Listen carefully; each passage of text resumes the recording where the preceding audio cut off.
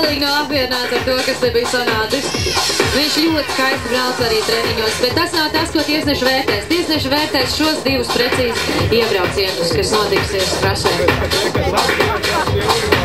Tiesnešiem ir jāņem vērā konkrētā sportista, konkrētais sniegums sacensībās un iežēl kaut kādu personīgi patīk vai nepatīk, ka tu nespēlē pilnīgi nekādu lomu.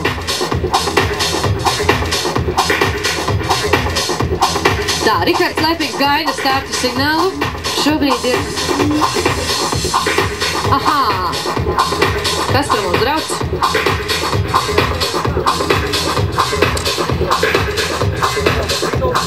Tas nav Rihards. Tas ir Andris Lisovskis. Andris Lisovskis ar numuru 20. Nedaudz neprecizitātes mūsu sarakstos, tādēļ arī tāda neliela kļūda. Andris Lisovskis, viņš arī ļoti labi startēja Lietuvas sacensībās. Viņš māja skatītājiem, tur viņam arī ir Latvijas karodziņš piestiprināts, starp citu. Stenam patriotam, ja jau tu esi latvietis, tad nu līdz galam.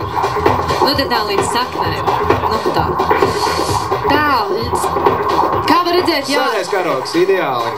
Viņš ir diezgan, īstenībā tas viņa braukšanas stils uz savas asfaltu, es to varētu raksturot kā diezgan agresīvu un tādu, nu, ātru.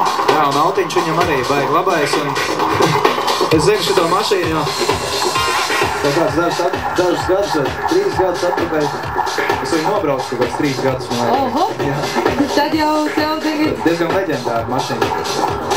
Ir ļoti interesanti skatīties, kas notiek ar to auto trasē. Es pat iepamoju.